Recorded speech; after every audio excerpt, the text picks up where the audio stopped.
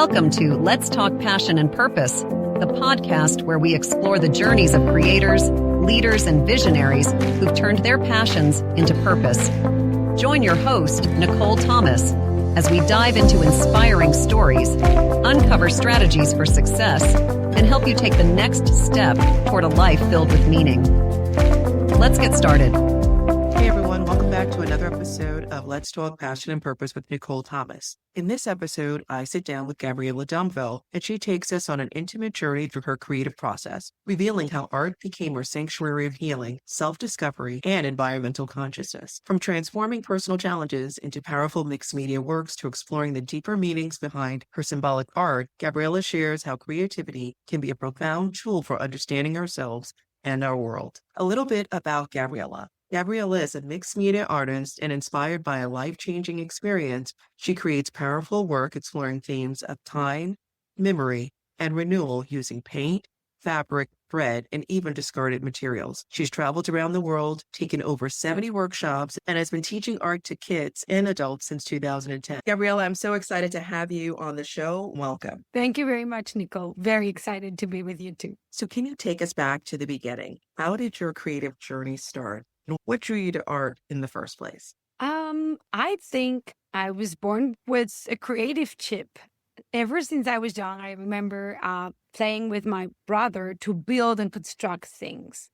And I have an early reminiscence of being able to do my own Barbie house out of wood crates from the market. And there was like a little store around my house that sold wallpaper and rug and so we went and asked for scraps, and they gave us free scraps of whatever they had, and we put this Barbie house with an elevator and everything made out of a shoebox and a string together. And so I think that kind of marked for me my creative journey. And from there on, I was just one thing led to another, I guess.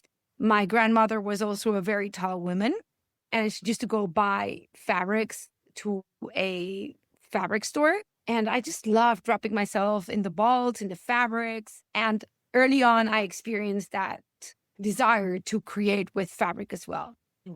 Oh, that's fascinating. So early on, you were a mixed media artist before you even claimed the title. I knew it. Before you knew it. And you've mentioned in the past that there was a life-altering incident with your sister that brought heightened awareness of life's fragility, which catalyzed your artistic path. Can you tell me a little bit more about that experience and how that's played a role in your identity as an artist? Yeah. So when I was around 18 years old, my sister was in a pretty bad accident that left her handicapped for the rest of her life. And I just think art for me was a place where I would go and do things and connect with myself and not having to deal with all these things happening around me, because she was hospitalized for about a year. It was a very intense period of moment in time. Mm-hmm. And I just think like this drawing or painting or whatever I was doing kind of disconnected me from that situation and bring me back to a safe place. And I think that in many ways, before I even realized, just being in that kind of activity was like a therapy to me. I've never pinpointed it as a therapy, but through the years, I see that really was there for me. Yeah, I can understand. Art in a way is therapeutic. And after the incident, and using art as a way to heal and process what was happening in your family and with your sister, did you eventually move on to study art? What was the evolution of your craft? So I think it was always there with me all along. I was taking life drawing classes with models when I was like 16 years old already. And I was taking sewing classes with a woman before I even entered college. This was in high school. And then my sister's accident was the last year of high school. And once that happened, I think I just decided that I wanted to go into art school and went to the state university. And it's a very big university. And I applied to do a BA. And early on, the very early months of the career, I decided that it was not the right thing for me, because there was too much prepping and underlaying before you went into really art. And I was not happy with that. I was doing like geometry where I like, what? I wanted to just paint, And so I decided that it was not right for me. And the environment was not the one that I was wanting to experience. So I moved into a fashion degree as a fashion designer. So I moved into a little school. And that's how my creative process continued to develop. As I'd finished that art career in fashion design, I was about 22 years old, and I decided that I wanted to study ceramics. So I went to Florence, Italy, and did a master's in ceramics. And I continued to work that when I went back to Mexico City, and parallel to whatever job I was working as a fashion designer, ceramics was always present. And fast track a couple of years down the road, I moved to California, to San Diego specifically, from Mexico City. And my whole career had shifted because I was no longer working. I had no family around me because my husband and I decided to move out of Mexico City. And I was soon pregnant, and then soon with one child, and soon with a second. And I was kind of a bit bored of just being a full-time mom. I didn't have any activities for myself. So I took one course, and that course led to another one and to another one. And here we are. That's been a long journey. And that's why I said, I think I've been a creative my whole life. It seems as if you were brave enough to explore different mediums. So going into school saying, okay, I'm going to study, realizing it wasn't exactly what you expected because of core classes like geometry, and then fashion design, and then ceramics. What was the impetus to just move to ceramics and go to Italy? How did that come about? I think when my sister had that accident, it was the last year of high school, and most of my peers were doing we in Mexico kind of do a Euro trip where you go on your own and experiment. And back then you were like really backpacking and checking into the first hotel that was available and, getting in a train, the first one you could catch. And I was not able to do that. And I think I always wanted to experiment that. So when I saved enough money to go to pay for myself, because at that time I was already working, and my dad said okay, come on, you're already working. You have a steady job. I said yeah, but this is a dream I wanted to fulfill. So I grabbed my things and paid for my own school and went to Florence to study. And it was just an amazing period of time where I got to experience living by my own, paying for my own expenses, and just doing what I wanted to do at that moment in time. So it was wonderful. Yes, it sounds so. And the independence. Yes. Independence was there. The fact that you were working with fabric and your experience with ceramics and fashion, how does that show up in your work? Well, it certainly has affected the way I create.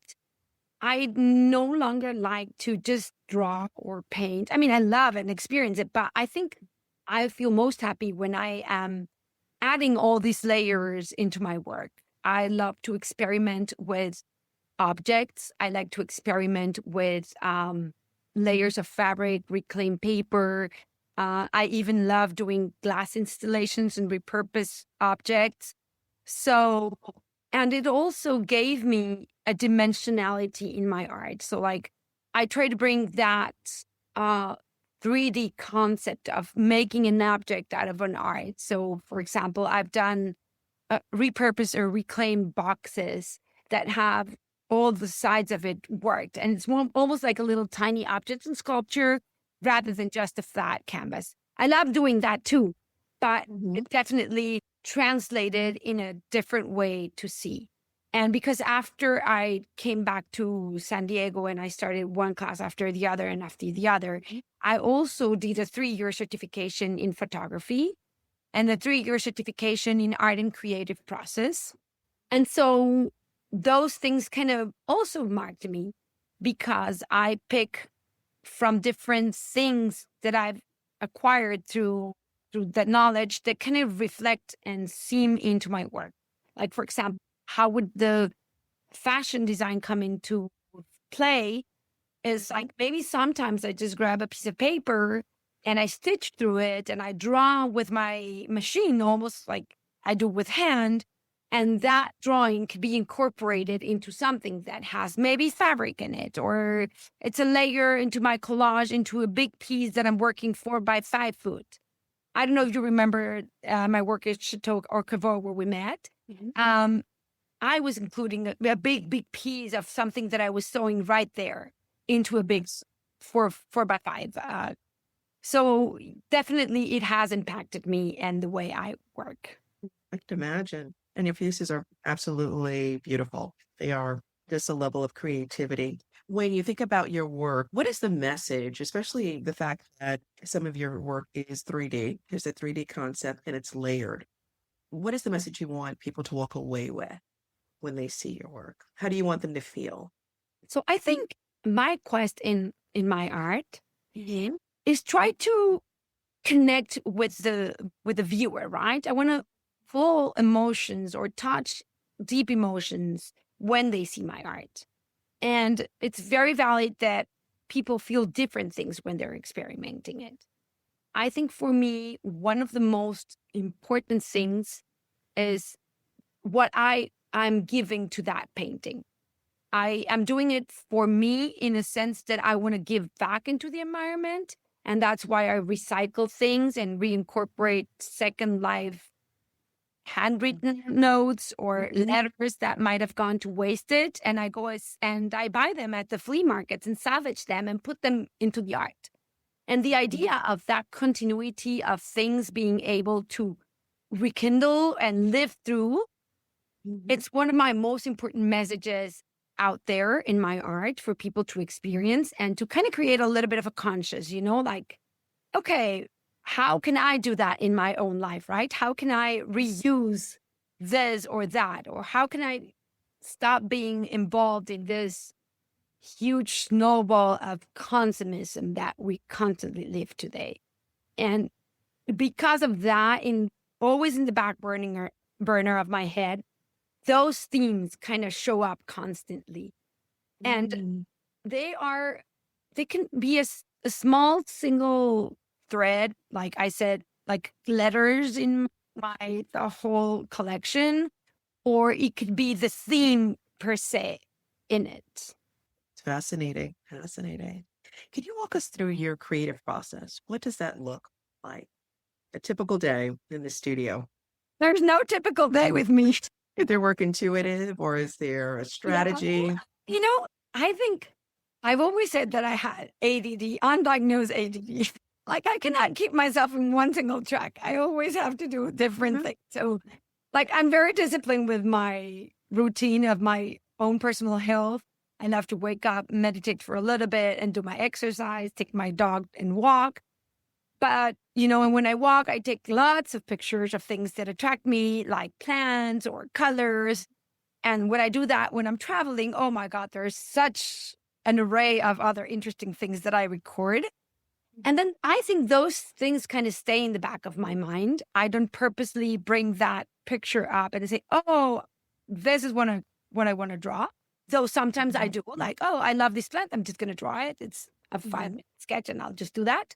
But my creative process really starts with a blank canvas, maybe, or I grab a couple of fabric or paper and put it all together in a table, lay it down, and I can play with the positioning of things like, okay, I like this here, this there, and then I layer it in a way that it's pleasing for me. And from there on, the piece starts to evolve. For example, if it's something like collage, then I move things around. Then I add another piece. And then if it's a painting, sometimes it could be just I throw down paint and I start with a chaotic mumbo jumbo of lines and throw paint here, throw there. And from there, I start calming the painting down and adding elements to it. It's like I said, there is never like a plan. There is never like I follow. The only thing that I could say is like, okay, I prime my canvases. That's the one thing I do it the same every time. That's consistent. But I can start with just, like gesture drawing. I could start with a big drawing and then from there cross it over and start with something else. I could start with a couple of love letters that I found in my box or a great image that I have saved The only thing that I know for sure, there's no pre-plan in my head. Like No. I've done the kind of work where I have an image and then from there I paint. And though I feel like I've done it in a good way, meaning like I've done a good result from copying what I see in a picture, I don't think that's my to-go place. I think when I'm just creating intuitively from something out of nothing, that's what kind of give me challenge and juices me like, oh my God, I was not expecting here. And that came out and it's like, oh my God, what if I add this here? Oh my God, I love it. All that feeling that you're slowly starting to evolve as you work with your painting. So there's always this dialogue between, do I like this? Do I don't? Is it good enough? Is it, like all these conversations that we have inside, but very intuitive. I work very intuitively. Yeah, it sounds so. And then there are those symbolic elements in your work. When you think about those elements, which do you find that you're most attracted to use in your work? Is there one specific element or is it just anything and everything that you have in your studio? No, I actually have a couple of things that do repeat in my artwork. I would say a chair, a very specific chair, which is my grandmother's chair. It's kind of constantly coming out. Some birds, a couple of birds do always show up in there, not in everything, but there are. What other symbolic elements did I include? I also like to include they're not symbols, but a lot of the mask drawings, kind of that kind of pattern thing, kind of always drawn to doing that.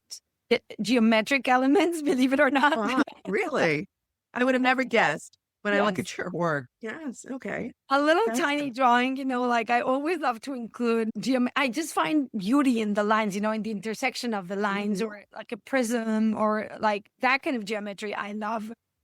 So, yeah. But mostly I think the chair, the birds. Recently, I did this big collection that I just presented in a gallery, which is now showing in Laguna Beach. It's a bunny. The bunny's coming hard. It's showing up a lot. And objects. I love to draw objects as well. Really? And what is your fascination? We know the chair is tied to your grandmother, but birds and then the bunny. Why animals? So birds for me was like my very first relationship with deciding per se, but not in a theme that I wanted to work on. So I was taking these oil classes and experimenting with a technique that's like the seeding of the eye. So it's basically, I was learning how to paint like the Flemish artist that they do a grisaille. So they paint everything in black and white in different values of gray. And I had to choose an object or whatever I wanted to do. And I had this beautiful picture that I've taken in a museum, in a natural history museum in Utah. And it was a depiction of a bird. It was an actual bird that was shown in the display of the museum. But it was a very peculiar bird because it had its legs tied and with a string. And later on, I discovered that these are called specimen birds. And they're kept for preservation, for study, and for the development, a little bit like Darwin theory, right? And the evolution of the species. And so I was fascinated with that. And so I got invited to the local Museum of Natural History here in San Diego. And I was given access to the bird archive. And I was like blown away from what I could see. And all these preserved species that are in drawers got me to thinking of, wow, what we've gone to what we're doing to the environment. Maybe this is the way that the future is going to be, like, oh, you want to see a penguin? This is how penguins looked in the bed, So because I'm always about the environment and giving back and all that kind of thing, that's always in the back burner of my head. I decided that birds would be one story that I wanted to tell. And it's not about that I want to draw birds every time, but it's more like the symbolism of how can we treat nature? Like how long can nature resist the treatment that we give to it? is that symbolism is like, how can I be a more in tune person with nature? And so that's why the birds kind of show up in my artwork. It's a call for me, whoever asks. And the bunny, lately, I think I have discovered that it relates to a couple of things. First of all, my childhood, because I was raised, my grandmother's sister had a ranch, and we went to visit her on the weekends sometimes, and we spent the whole weekend there. And there were bunnies in the ranch, and I think I love petting them and grabbing them, and they're fluffy and they're cute, and I think that memory comes from there. But also, I think it was always a pet that I liked. Not that I realized it was an animal that I liked. But also for me, the bunny, it's always like in my art, it's always showing in movement versus some other things that are static. So that movement is kind of like pushing to the future, kind of like mobility or remembering to go for it or taking action. And also, it's about the magic. You remember when the bunny from the hat and the magician hat, Yes. like, also brings that memory for me. And it's also about discovery of how can we keep this fresh for whoever the message it is, right? In whatever sense of life they are going forward. It's just like that memory of like reminding us to, take action, go there, find the magic, surprise yourself. So that's what I've found out about this rabbit. I didn't plan for it, but it just came out. I love that. When you And think then of there's always keys. I always put keys too. And that's, like unlock your secrets or the key to success and the key to this, and keys are always there too. yeah, keys are important. When you think about your work, brings you the most joy? I think what brings me the most joy of my work is spending the time in the studio. I think that is such an important place to be. And it's just like a meditative state, it's like losing, not being in touch with time or, what's going to happen if I don't do this, if I don't do that. It's just that quiet moment where I am just enjoying. It's bliss. It's like pure joy, So I think that is priceless, and I love experimenting that. Yeah, that's wonderful. What are you most proud of when you think about the work that you're doing and the work that you've done? And I think I'm most proud of never quitting and giving up. Navigating the art world is not easy. It's a steep road, and I'm happy that I'm still pushing myself and going forward with it and keep going, because it's not easy. It's not an easy world to navigate in with the art. So I think that's what I'm most proud of. Just the push that I give to myself to don't give up, keep going, because I think more than one time I'm like, okay, I'm done with this, but I can't. It's just in my veins. I need to create. You kept going, and look at where you are now. It's just amazing. What have you learned about yourself in the process of creating and staying in this world, so invested in the craft? I just recently discovered that what I said about the art therapy when my sister's accident, but also recently discovered that maybe the need of bringing things and recycling and repairing is also my inner way of repairing my own reality, and trying to mend it together. And I've discovered a lot of messages through my art about things that, happen in a day-to-day basis. For example, I was doing this installation, which I did made out of a clutch.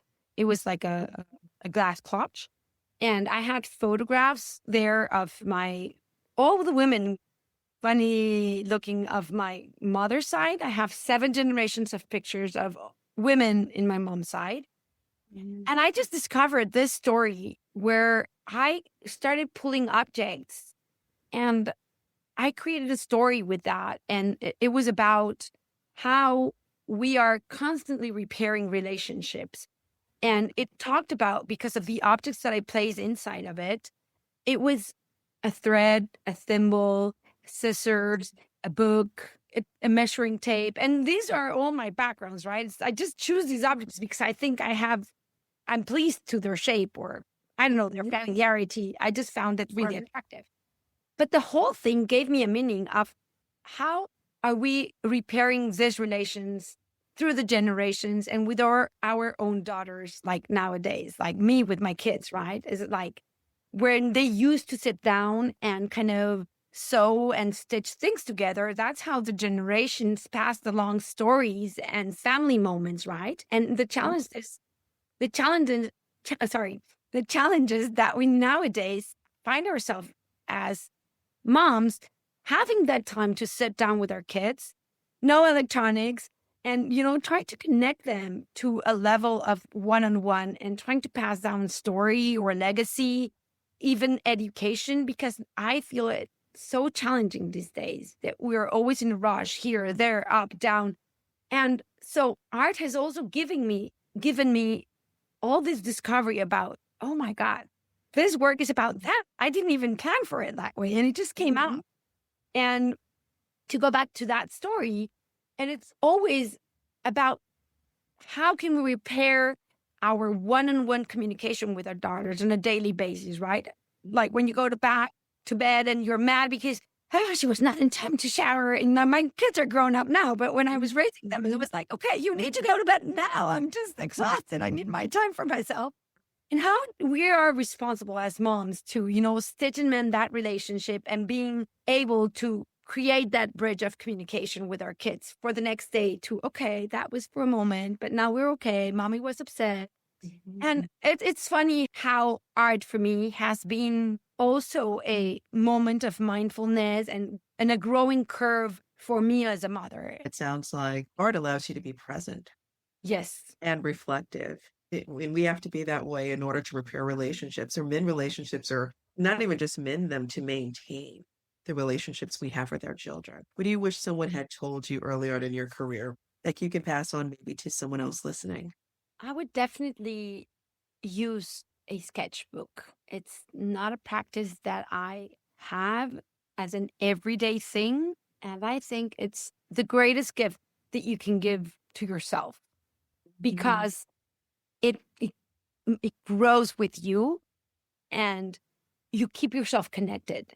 It's like a sport. Like if you play tennis and you go to practice tennis one day and then you go back in 3 weeks and you go back in a month later, you'll have a grip for tennis, but you're not really exploring that. And I think I would have loved to have that embedded in me, to have a practice of at least 5 minutes every day, connect with my creative process, because then you move so much faster and you explore so much faster things that, I don't know, like as a creative, I think we all struggle to find that zen moment that we talk about, and where we're catching up with the wave and, oh my God, this is just great. Because sometimes it's just difficult to go back to the studio and pick up the brush where you left 3 days ago, maybe 2 weeks ago. And it's like, oh, that, it got cold already. It's like, oh, what was I doing? What was I painting? What was I feeling? So I think I would have loved to have that discipline, to have a sketchbook, to every day paint for a little bit. That's great. Connect with your creative process and connect with yourself every day on a regular basis. How do you balance everything that you're doing now? Because you're working on a show, you're still creating, there's family life. How do you balance as a creative all of those different roles? I'm asking for extra time in the day. At the end of the day, it's like, oh, can it please have 3 more hours because I haven't finished? I don't think I can imagine. I'm too talented, but I don't know. I just had a recent talk with somebody that was helping me out in how to, structure my day in a way that I can, get to everything. And it was a very interesting chat. And she was mentioning in how can you put rocks, the sand, the water, and pebbles into your jar, right? So she said, you have to start first by the rocks, because if you start with the pebbles, then the rocks don't fit. So it's a little bit like that. So I'm trying to be more disciplined about that, or see what is the most important task that I want to get through the week, put it up first, and then how can I arrange the other little things around it. But it's a struggle, it's not a formula that I always follow. Some days I'm just all about answering mails because I haven't answered mails in how long. And some days it's just studio time because I need to paint and I need to disconnect. And I don't care if there's 200 emails that I haven't gone to. It's just I need the time to paint and reconnect. So I try to break down my week a little bit of like, where are the 3 or 4 needs that need me the most. For example, like the family, I know I have family time from this time to that time. My exercise hours are from this time to that time. And the rest of the day I divide it between, okay, I have to do a little bit more of, marketing. I have to prepare for the show. I have to paint. I have to photograph. Sometimes, like when you're hanging a show, it's like, okay, it's only 2 weeks about the show. You can't do anything else but the show. There's no secret formula. Just the idea of putting everything down, writing everything and seeing how can I, I try to sometimes delegate a little bit of my work. There are a couple of people that I rely on. I ask them, of course, I pay them. And one way that I've been able to kind of, like even my daughters, like, can you please, pretty please, I pay you if you do this catalog for me and they'll help me out. That's funny. That's funny. You are creating for shows. I'm sure you have commission projects. How do you stay authentic? I paint from what I see and what I like and how my body responds to that. Like for instance, I was in Paris doing a self-directed residency a couple of months ago, and I wanted to honor the history of craftsmanship, right? So I was grabbing paper and going to the gates of people in Paris and pasting up my paper and rubbing out of the paper the gates to keep that with me, and then later on introduce it into my art. And I think that's where the authenticity comes. It's just like I want to pursue something that kind of speaks to me, and that's where I find it. It's like, okay, I went and observed and I took pictures of all the doors available in Paris. And this kind of blue, and this kind of blue, and this kind of blue, and this kind of blue. And so I have all the blue doors. And then I was just mixing paint, and that kind of showed up. And I love also the stone carving of the buildings, and, like the numbers are beautifully carved. And I don't know how to call it, but a little crown or whatever at the top of the entrance door. I was taking all of those and I was drawing those. And then just suddenly they start showing up in my work. So and then for me, it was about finding or giving credit to that history, like what I mean? Like this trait of people that maybe the father of the father of the father was the first guy that was a stone builder or a mason or, and how his tradition was passed along. And these beautiful buildings that are, I don't know, 1800s or 1900s or early or history in Europe, it's very different than one in the States, right? So how can we honor that past, and how can we admire things around us without just going into the phone and not even paying attention to what's coming up for us? It's a treat, it's a gift that they're giving us. It's beauty all around us. And it's about stopping for a moment, seeing, inhaling, taking everything in and acknowledging the beauty of things, because there's beauty everywhere. Yes. And so for me, I think that's where my authenticity comes from. It's from my need to honor all these things that surround me.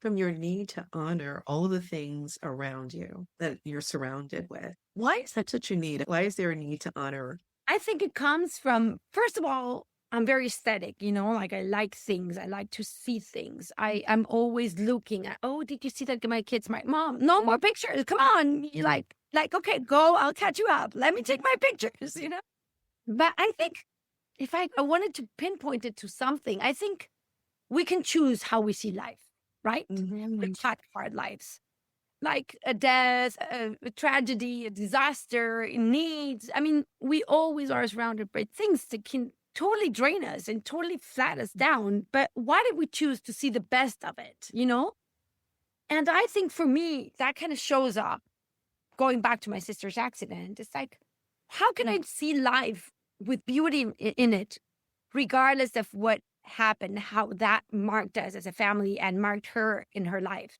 How can I just appreciate everything that is around me? Because it's it's not given, we never know what's going to happen. And it's also like that theme in my work coming up always, like our own memento mori, right? Like, how long are we here? We don't know. Life is just a whirlwind.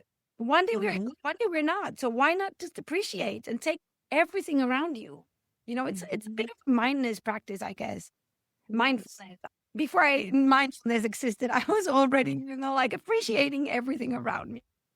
Yes, yeah. That's powerful, right? And being able to appreciate what's around us, regardless of what's happening in our lives, what's happening in the world. Do you have any advice for someone who may want to begin to have the same mindset that you have now? I think just go for the things that you are interested in. I don't know. I cannot say, okay, like I like buildings and I take buildings or I take photographs of everything, like that pleases me. I'm not very interested in cars, but there might be someone that just takes pictures of cars, I'm more interested into the architectural, the textures, the colors. And I think my advice would be carry your camera all the time and take the time to take those pictures, like, because they're feeding you in a way, they're giving you information in a way, and you're putting in your memory, in your unconscious, and it will come out, eventually will come out. So the more you do it, the more it shows up. It's not like I have a pre-plan, like I said. Like, I don't have a pre-plan of what I want to paint today. I don't go like, okay, I'm going to choose red, black, blue. It's like, okay, I'm just going to have the expressive colors, start mixing, and things come up. And then I go around, it's like, oh, yeah, it's the landscape of what I was seeing, So my advice would be take pictures, take drawings, start to appreciate everything that surrounds you. And then you'll find something that eventually catches up your eye and decides which way you want to lead. Yes, wonderful advice. What's the most valuable piece of advice you've ever received about your craft and pursuing your passion? A great one, and that you have to write it down. If you're not willing to destroy and start all over again, don't do art. Wow. And how has this advice helped you in your career? If you're not willing to destroy. And if you're not, because it's the same, right? I had someone that said that we marry at a very early stage. You can't marry your painting at a very early stage. You have to keep going, keep exploring, because there's more to come. And if you don't make the mistakes and paint over them, then you don't know how to fix them. I used to be afraid of like, no, I'm not going to draw because I don't draw that good, but the more I drew, the better I became.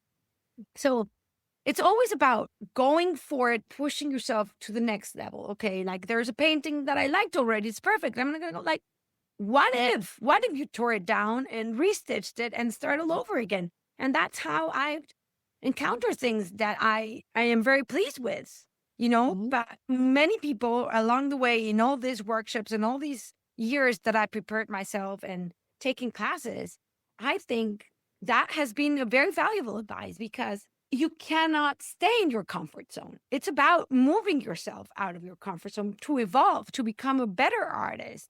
So it's all about starting all over again and mastering your technique and mastering your own craft. I love this. If you could go back and speak with your younger self, what would you say to her, knowing what you know now? I think I would say to myself, the road is it's a steep road, but it's not impossible.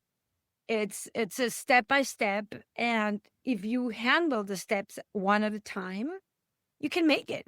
And it's a true learning curve. It's like, think about all the things that you have to do for tomorrow. It's overwhelming. Just take one step and do one thing, and then you get to the next one, and then to the next one. And I think that's the way I go every day nowadays. Like when we're talking about how do I give my time for all of this, is do one thing, and then the next one would come. When people reflect on your work in the years to come, what do you hope your creative legacy will be? I think my creative legacy would love that people kind of go back and see, oh yeah, it's just because I saw that painting, I kind of started doing that, like, oh, I was more conscious in how I separated my trash, or I was more conscious of not using that many disposables, because how many birds are being endangered because of that, right? It's true. So, yeah, I think my underlying message is like, how can we be better citizens to this world? And it applies to anything, like be nicer to your neighbor next door, because you don't know what he's battling with, or I don't know. I think people we tend to judge. I don't say I don't, because we tend to judge sometimes out of ignorance or fear. But I think, yeah, just, try to be a better citizen for this world. And if I can do that, my tiny little sand particle, it's like, oh, that artist is saying all about like, how can we be better citizens? That would be a great legacy to leave behind. It would be. Looking ahead, are there ideas or projects you're excited to explore? Yes, there are a couple of ideas and wonderful. So I have a show up in Laguna Beach at the Sandstone Gallery, where I am exhibiting 26 pieces of my latest collection. Wow. I am partnering up with a friend of mine. We are going to do a retreat in Oaxaca, which is one of my favorite cities in the world. I have history there from my parents. My grandmother was born and raised there. And it always has been a very inspiring city for me. So next year we're doing a retreat there. So excited about that. It sounds exciting. Yeah, it's about visiting the place and gathering this information, and how can we bring that into our daily practice. So it's exciting. I have a show coming up also in October, and that's going to be here in San Diego. And who knows? I don't know. I'm applying for a couple of residencies. We'll see what happens. Yeah. All of this sounds exciting. Thank you so much for sharing. And I'm extremely grateful to have you as a guest. And I hope you'll join us again. Thank you, Nicole. This was great. Thank you for interviewing me and taking the time to invite me to your program. Thank you for joining Let's Talk Passion and Purpose. I hope you're leaving inspired and ready to elevate your journey. Remember to subscribe, rate, and share if you enjoyed today's episode. Stay connected, follow your passion, live purposefully, and we'll see you next time.